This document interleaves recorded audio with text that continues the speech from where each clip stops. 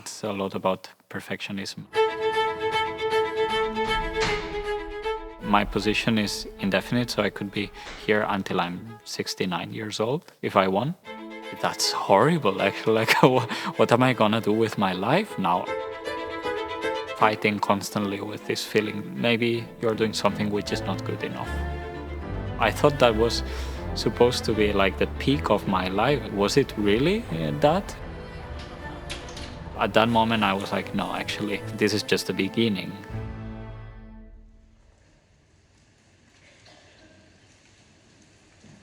What is classical music, and who decides what counts as classical? Can something composed in 2024 be a classical piece, or does it have to be 400 years old and written by an old German dude to count? You have this anxiety that potentially millions of people will see your face and will see you standing for your own composition and your own funny video thing about classical music. Of course you want it to be good. I'm no expert on classical music, but I watched this film on YouTube.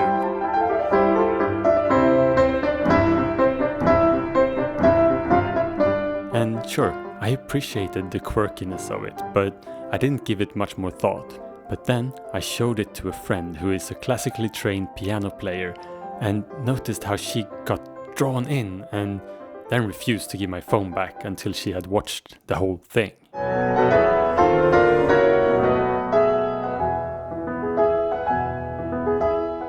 I realized that there's something intriguing going on here, and I decided to go to the source and find out what it's all about. So this film is my attempt at explaining that. So my name is Josep Castanyer Alonso, and I'm originally born in Barcelona. I studied in Germany, and now I live in Stockholm in Sweden. I'm a cellist in this very house that we are in right now, in the Stockholm Concert Hall. I work as a cellist since I was 21, and yeah, that's my job. So we just recorded a 4-part fugue on this song, which is considered to be one of the most annoying on the internet.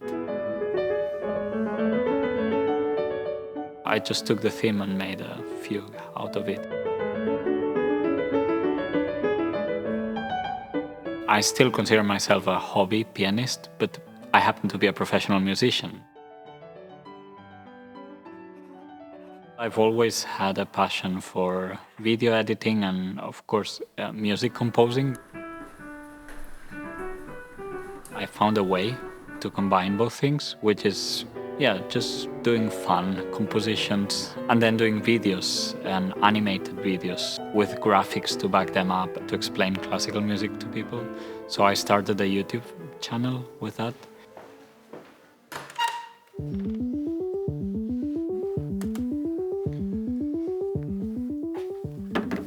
So it's mainly a challenge for me.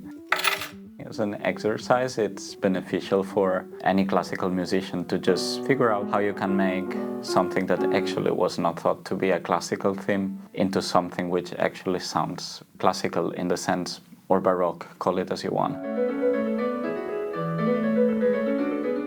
The main hindrance that I encounter usually is rhythm. In a way, classical music has pretty straight rhythms, and of course pop music has evolved to a bit more kind of groovy rhythms, which means syncopated rhythms. That means rhythms that are not exactly fixed on each beat.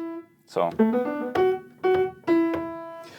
that just doesn't exist in the music of that time. Sometimes the shaping of melodies is so clearly pop that it's difficult to make it sound classical.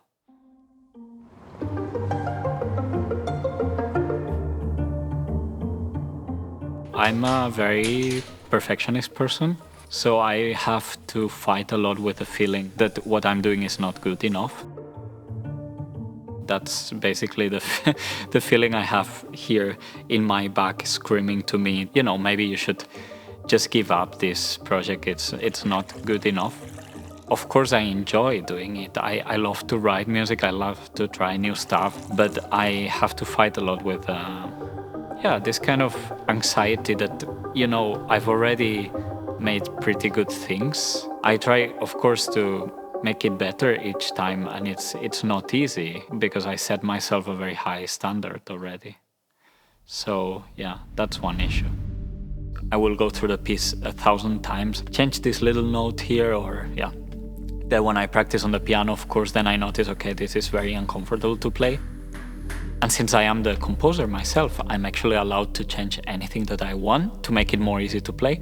So I do that if it sounds good, which you are not supposed to do, of course, in classical music. If you are playing Mozart, you are supposed to break your fingers until it works the way it's written. Fortunately for me, if I write something myself and I find it too difficult to play, I just change it.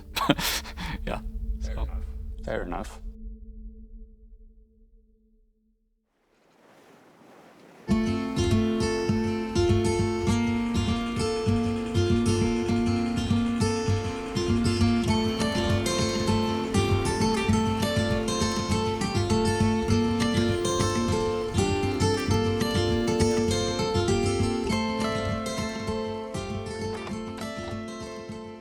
I work so much in detail, and then it's easy to lose the picture of the whole thing. If I'm just focusing in half a second of music and the whole thing is 2 minutes, for example. And fugues get exponentially more difficult the more voices you add. So 2 is fine. 3 is already quite a challenge. 4, it's a very difficult Sudoku. Up until now, I've been using themes that are actually quite classical. This one actually is not. That's a pretty big challenge then, because it messes up the whole rhythmical structure of the counterpoint. It's very difficult, for example, to avoid certain dissonances that would not be allowed in another context.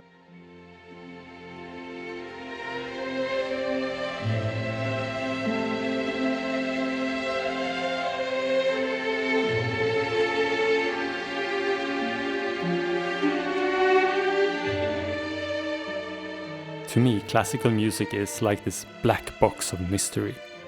It has been there forever, not changed much since the 1700s, and is played and consumed by an elite group of people who are educated enough to understand it. Is this just my prejudice towards the whole concept, or is some of it maybe true? What is it like to work full-time with this? What are the challenges, and do you have to be perfect at what you're doing? You have to invest a lot of time in the preparations, you have to invest a lot of time practicing, rehearsing, touring with the orchestra, and concerts every week, new repertoire every week, so it's a pretty intense job. When I got my job, my permanent job in an orchestra, that changed a lot for me, because I had been told so many times that, winning an orchestra job will take me so many years and it will be, like the pinnacle of my career. You will have to compete so much and fight so much over one job. The most I could achieve was getting a position in an orchestra. And then it happened right after my studies. I got my job, and that was supposed to take years or even never happen. Nowadays, it's actually not very common to have a job already at 20 or 21 as a musician. I was the youngest in the orchestra.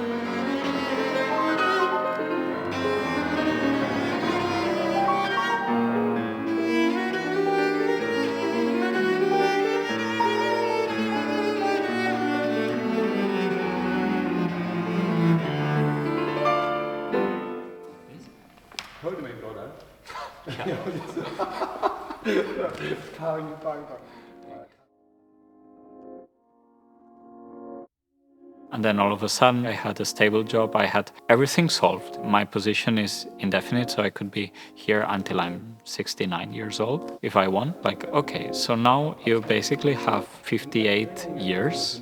You don't have to do anything else, you just have to come to work and play. Then all of a sudden this feeling came off. But that's horrible, actually. Like, what am I gonna do with my life now? At that moment, I was like, no, actually, this is just the beginning. So It was a shift for me. It's like, no, you now have to continue. And if there's not more to do in the orchestra world, then I will find my own stuff.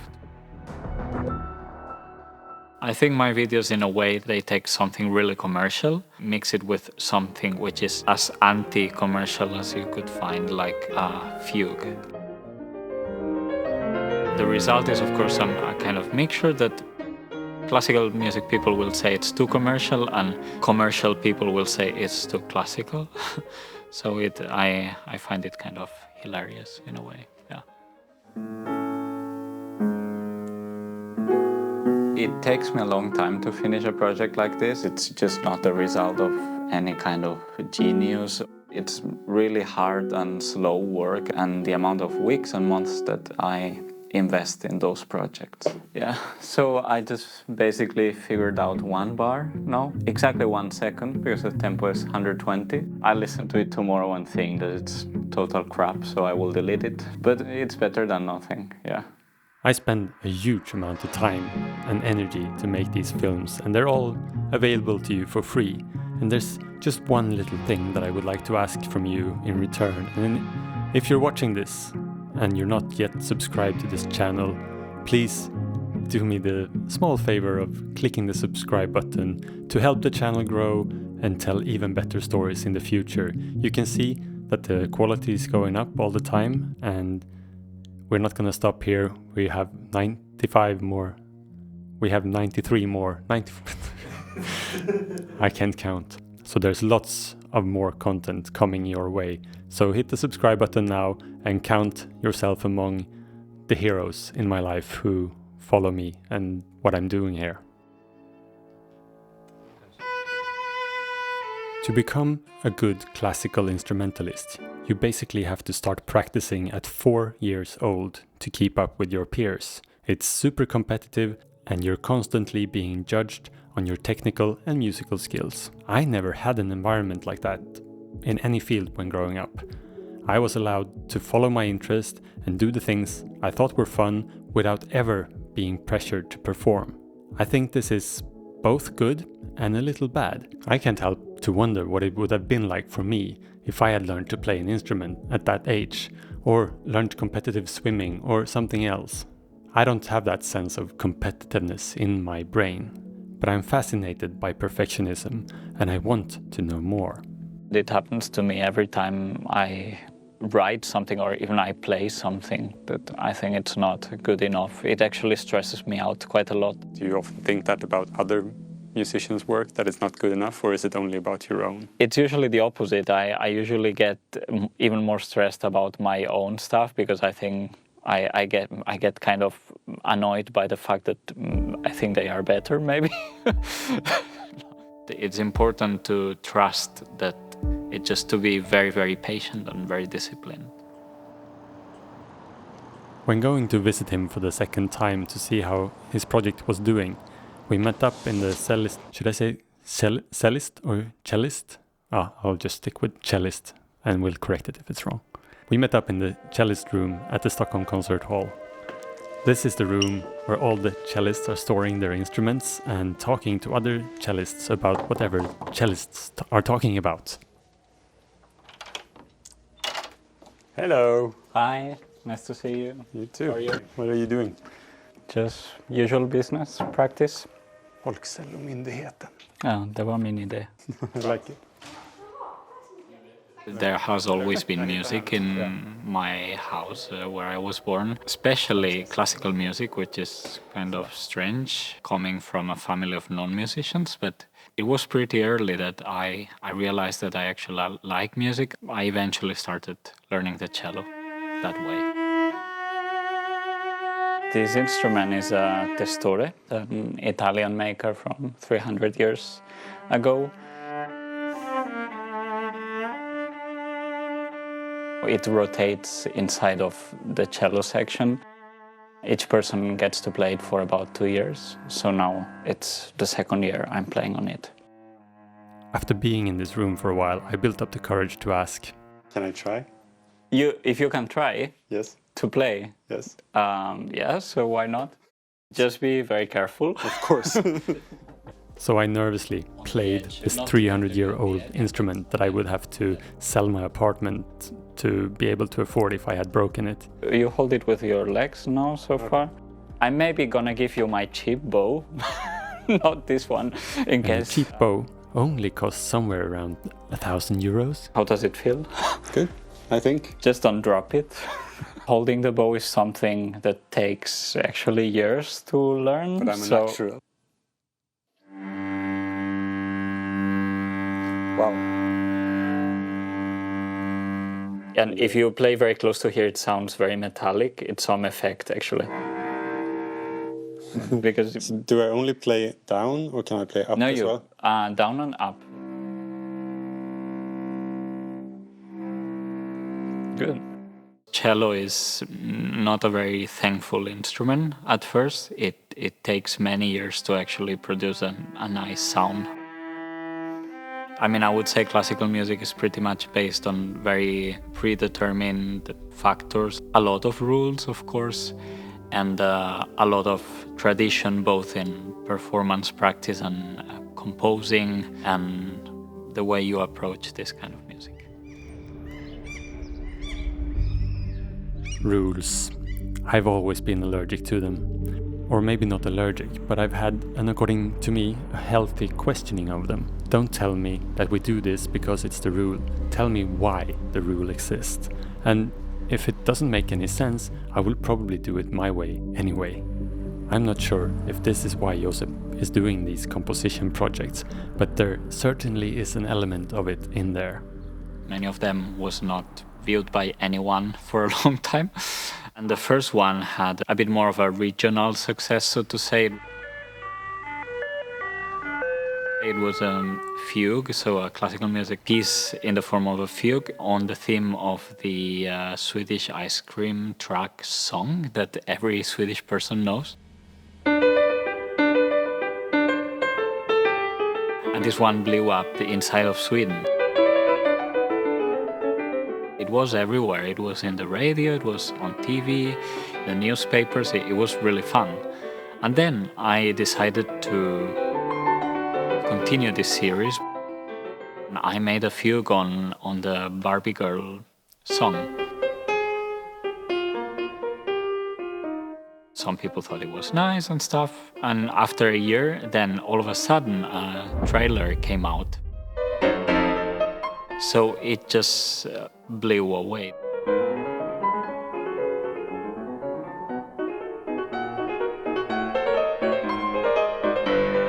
Here started a new period for my channel. I started doing more videos and yeah, now I have some followers.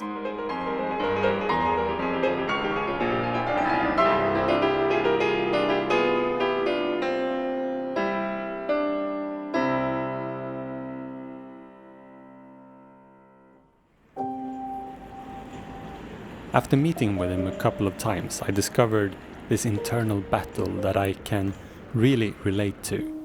Perfectionism and having a vision that you want to fulfill. When I'm making these films, they already look and feel a certain way in my head before starting.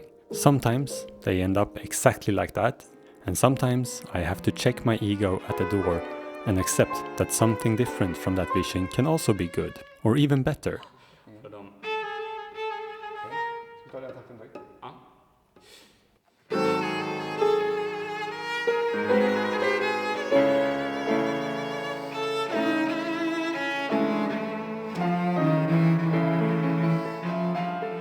Sometimes you just lose a bit the grasp of reality, especially when you have worked on something so many hours. You know the piece, but you want to know, is it gonna feel for someone who listens to it for the first time?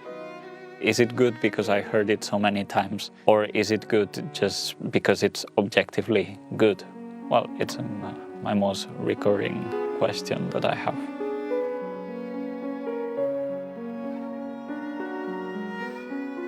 To me, it's very important that I'm satisfied with myself. There's no worse feeling that I didn't perform at my best. I like to give the best out of myself. Then if I'm the best among everyone, that's maybe not so important, but I like to give my best.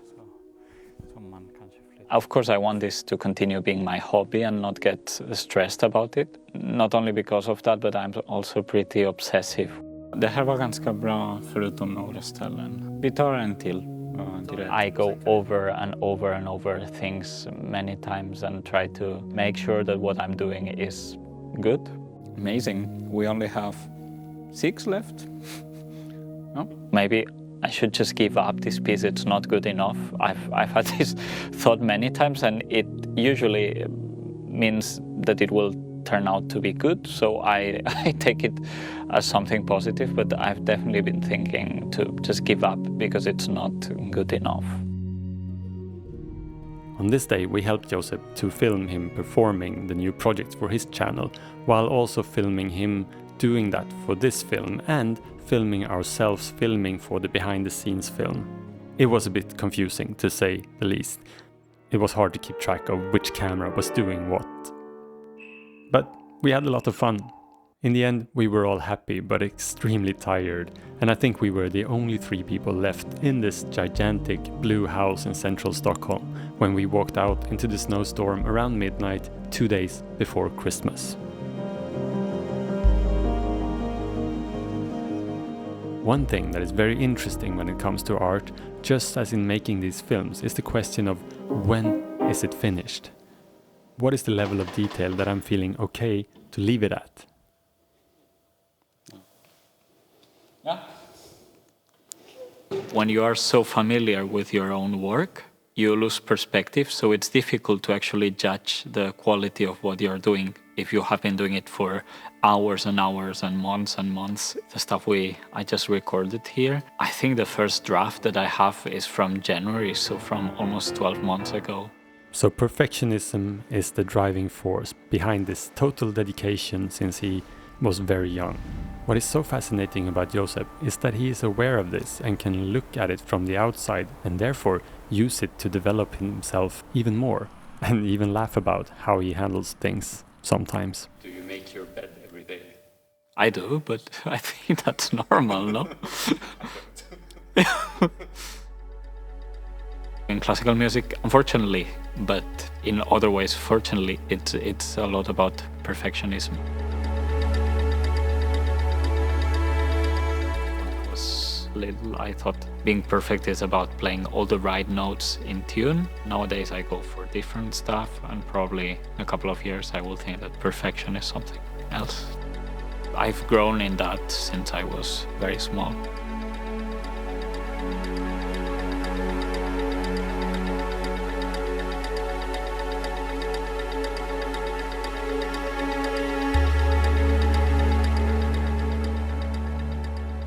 Sometimes even after I've published it, maybe I realized 2 years later, like, that was actually really good and I didn't realize it at the moment.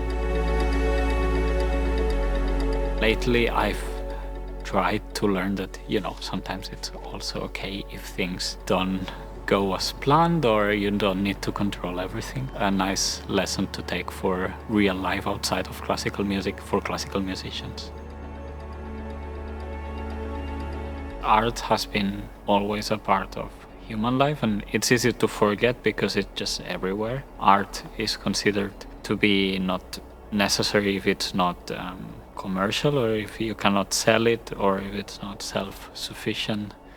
Actually, people have been doing art even when they didn't have food to eat, when they were in war. For me, that's the proof that it's still something that we have that makes us human, and we should take care of it. Nowadays, things are split into either art, that it's just for very intelligent people, and entertainment. There's a very small spot in between where you can combine both and maybe bring people that are not very familiar with classical music into classical music. Just making it even a bit more visually appealing through videos, graphics. I mean, my hope is that people will find their way into appreciating classical music through my videos. If it reaches even more people, then it's even better. How does Josep make the world a better place? Classical music is really old school. It's filled with rigidity and in high risk of falling into oblivion with younger generations. But by doing these compositions, breaking some of the rules, he reaches a new audience that might catch an interest in classical music, which is the groundwork for all the music that everyone listens to every day. Creating this bridge between entertainment and classical music inspires some people to move into classical music and start finding it more appealing. I hope that I will continue learning, and maybe I can use that for bringing classical music even to more people and sharing my own fascination for classical music. It's a wrap. Yeah, thank you. Well done. Thank you. Thank you. Change is the only constant in this world. Everything has to evolve or it will fade away. And maybe he pushes the idea of what classical music is a tiny bit into the future. The world needs people like Josep who dares to do the forbidden. Renew, reshape and improve on old ideas of what things should be. Maybe this is the definition of art after all. Vet du vad jag menar? Man ser inte tangenterna så som man kanske flyttar det. Förlåt att det tar så mycket tid. If you watch this far and is not a subscriber yet, I highly recommend you to hit the subscribe button because there are 93 more of these documentaries that we're making that's going to be published on this channel. So there will be tons of value coming out in the future. If you're already a subscriber, you can find me in many places. All the links are in the description here down below. So go check it out and thank you for watching. Oh, the headphones. I should have worn them.